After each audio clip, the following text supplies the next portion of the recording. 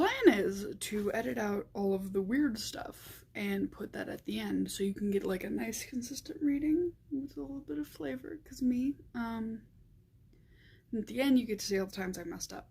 So if there's an audio skip or like a video skip, if I decide to put my face in, that's why. Today we are reading The Girl Who Circumnavigated Fairyland in a Ship of Her Own Making, Chapter 1. If I get overzealous, maybe Chapter 2, but we will see. Chapter 1. In which a girl named September is spirited off by means of leopard, learns the rules of Fairyland, and solves a puzzle.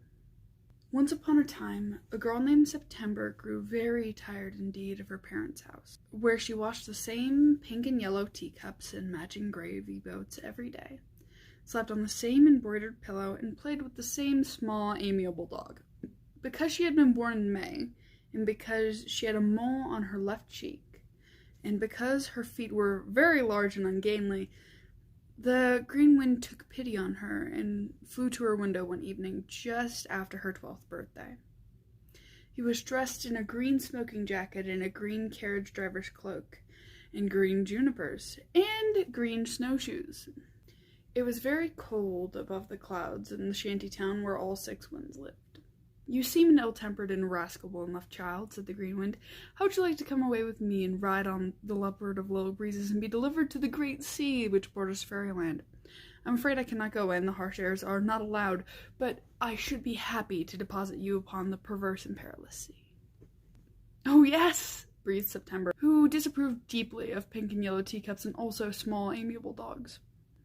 "Well, then, come, sit by me, and do not pull too harshly on the leopard's fur. She bites."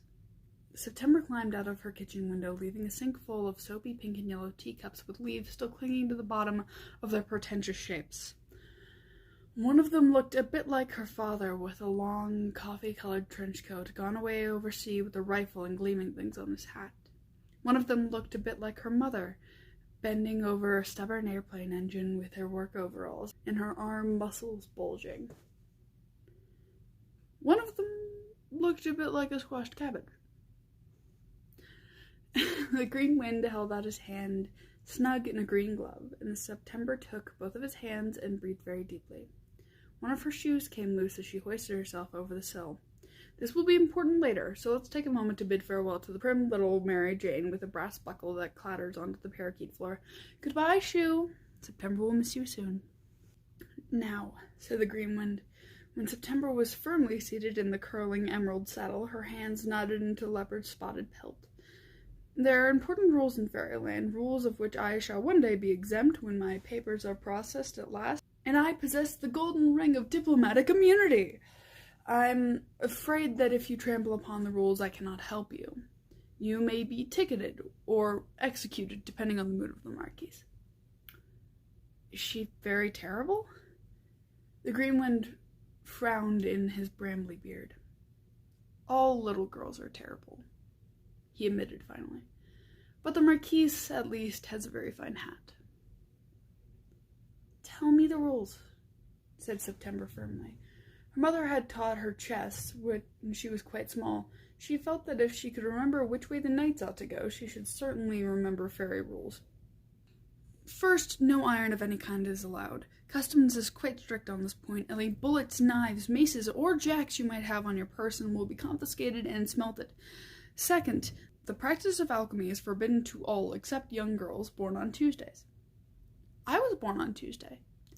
"It's quite possible that I knew that." "Third, aviary locomotion is permitted only by means of leopard or licensed ragwort stock. Fourth, all traffic travels wintershins. Fifth, rubbish takeaway occurs on the second Fridays. Sixth, all changelings are required to wear identifying footwear.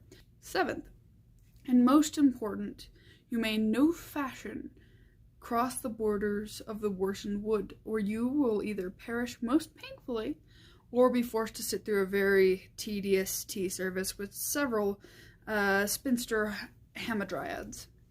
These laws are synchronat, except for visiting dignitaries and spriggans. Do you understand?" September, I promise you, tried very hard to listen, but the rushing wind kept blowing her dark hair into her face. I "I think so," she stammered, pulling her curls away from her mouth. Obviously, eating or drinking fairy foodstuffs constitutes a binding contract to return at least once a year in accordance with seasonal myth cycles. September started. What does that mean?" Greenwind stroked his neatly pointed beard.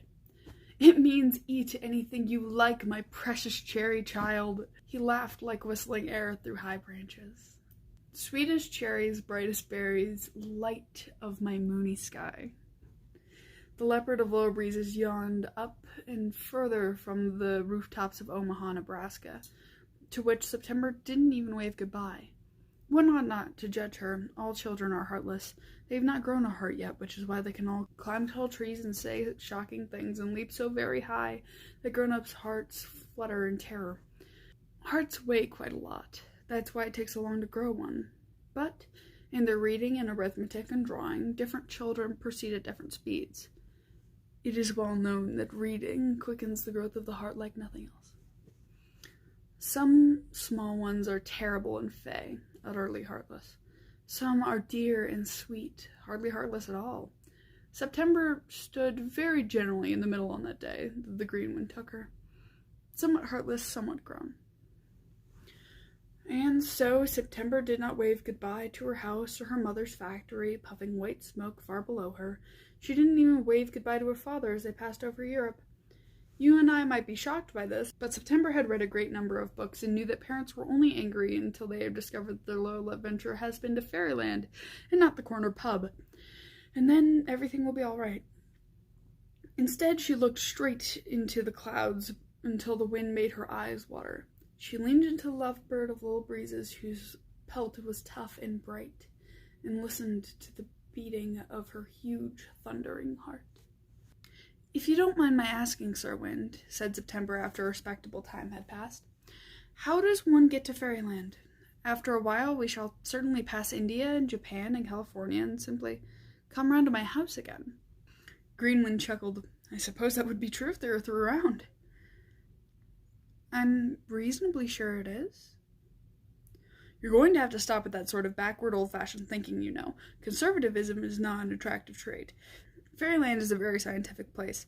We subscribe to all of the best journals." The leopard of low breezes gave a light roar. Several small clouds skipped huffily out of their path.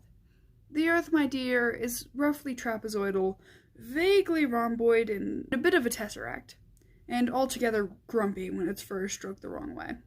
In short, it is a puzzle, my autumnal acquisition. Like the interlocking silver rings your Aunt Margaret brought back from Turkey when you were 9. "How did you know about my Aunt Margaret?" exclaimed September, holding her hair back with one hand. "Oh, I happened to be performing my normal noontime dust-up just then. She wore a black skirt, and you wore a yellow dress with monkeys on it. Harshairs have an excellent memory for things they have ruffled." September smoothed the lap of her now wrinkled and rumpled orange dress. She liked anything orange. Leaves, some moons, marigolds, chrysanthemums, cheese, pumpkin. Both in pie and out. Orange juice, marmalade. Orange is bright and demanding. You can't ignore orange things. She once saw an orange parrot at a pet store, and she'd never wanted anything so much in her life. She would have named it Halloween and fed it butterscotch.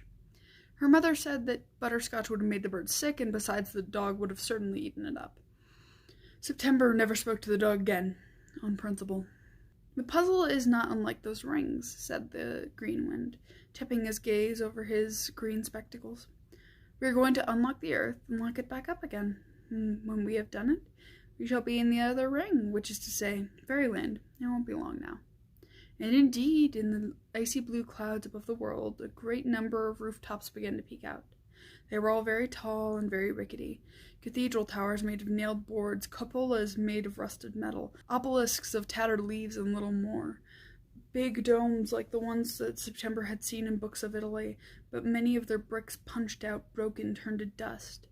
Just the sort of buildings where wind howls the hardest, whistles the loudest, and screams the highest. The tip-tops of everything were frozen, including the folk who flew and flitted through the town, bundled tight like the Greenwind himself, in their junipers and jackets, black, rosy, or yellow, their cheeks puffed out and round like cherubs blowing at the corners of the old maps. Welcome, September, to the city of Westerly, my home, where live all 6 winds and nothing like harmony. It's very nice and very cold. I seem to have lost one of my shoes. The green one looked down at September's toes, which were beginning to turn slightly purple.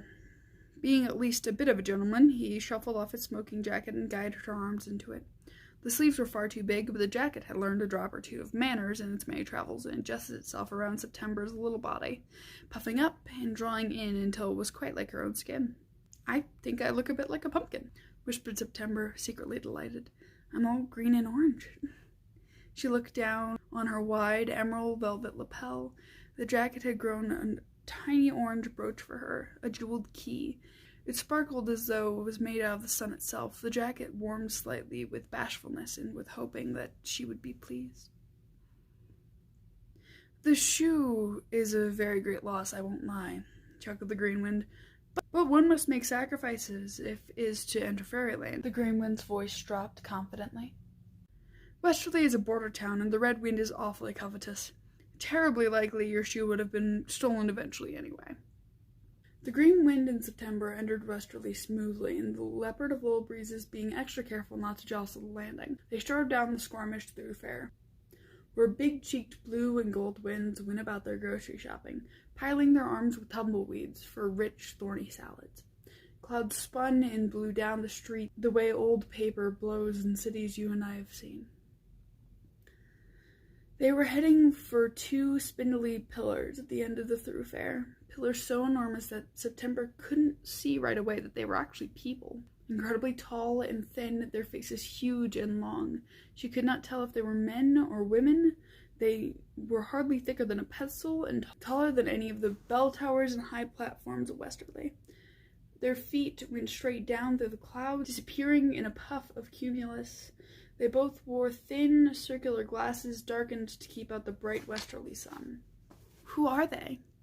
"Well, that's latitude in the yellow belt, and longitude with the paisley cravat. We can't get very far without them, so be polite." "I thought latitude and longitude were just lines on a map." "They don't like to have their pictures taken. That's how it is with famous folk. Everyone wants to click, click, click away at you, and it's very annoying. And then they made a bargain with Cartographers Guild several hundred years ago. Symbolic representations only, out of respect, you understand." September felt very quiet in front of latitude and longitude. Being young, she was used to most people being taller than she was, but this was another order entirely. And she hadn't eaten anything since breakfast, and travel by leopard is very tiring. She didn't think she ought to curtsy, that was old-fashioned, so she bowed at the waist. The green wind looked amused and copied her bow. Latitude yawned, the inside of his mouth bright blue, the color of the ocean on school maps. Longitude sighed in a bored sort of way. "Well, you wouldn't expect them to speak, would you?" The green wind looked slightly embarrassed. "They're celebrities. They're very private." "I thought you said there would be a puzzle," said September, catching Latitude's yawn. The green wind picked at his sleeve as though miffed she had not been more impressed. "When you solve a jigsaw puzzle, how do you do it, pumpkin dear?" September shuffled her cold foot on the smooth blue stone of the thoroughfare. "Well, you start with the corners, and then you fill in the edges to make the frame, and then you work inward until all of the pieces fit." "And historically, how many winds are there?" September thought back to her book of myths, which had been bright orange and therefore one of her favorite possessions. 4, I think." Greenwind grinned, his green lips curling under his green mustache. "Quite so. Green, red, black, and gold. Of course, those are roughly family designations, like Smith or Gupta. And actually there's also silver and blue, but they've made trouble off the coast of Tuncha and have to go to bed without supper. So the fact remains. Today we are the corners." He gestured at the placid latitude and longitude. "And they are the edges, and you, September." He smiled gently and pulled a strand of September's hair free of her brooch. "Are the middle pieces, all funny-shaped and stubborn." "I don't understand." Well, it's all in the verbiage. One of the pieces is a girl hopping Wintershins on 1 foot, 9 revolutions. One is wear motley colors. One is clap a hand over one eye. One is give something up. One is have a feline in attendance. But that's easy. Mostly easy. But fairyland is an old place, and old things have strange hungers. One of the last pieces is there must be blood. The other is tell a lie. September bit her lip. She had never been fond of jigsaw puzzles, even though her grandmother loved them and glued 1,000 pieces all over the house like kind of wallpaper. Slowly, she was trying to remember it all. She clapped one hand over her eye, raised 1 foot, and hopped in what she hoped was a Wintershins around the leper of level breezes. Her orange dress flapped against the green jacket shining in the sun. When she stopped, September unfastened the jeweled orange key from her lapel, pricked her finger sharply with its pin. Blood welled up and dripped onto the blue stones. She laid the key gently at the feet of the impassive latitude and longitude and drew a deep breath. I want to go home, she lied softly. Latitude and longitude turned smoothly toward each other as though they were on pedestals. They began to bend and fold like staircases, reaching out for each other and interlocking, hand in hand, foot to knee, arms akimbo. They both moved mechanically in their strange circus dance, jerkily joints swinging like dolls. The street shook a little and then was still. Ever so briefly, latitude and longitude kissed, and where they parted, there was a space between their mouths just large enough for the leopard carrying a harsh air and a little girl. All September could see off the other side was clouds. Solemnly, the green wind held out his gloved hand to the girl in orange. Well done, September, he said, and lifted her on the leopard's emerald saddle. One can never see what happens after an accident on a leopard. It's against the rules of theater. But cheating has always been a purview of fairies, and as we're about to enter their domain, we ought to act in accordance with local customs. For you see, when September and the green wind had gone through the puzzle of the world on their great cat, the jeweled key rose up and swooped behind them, quiet as you like.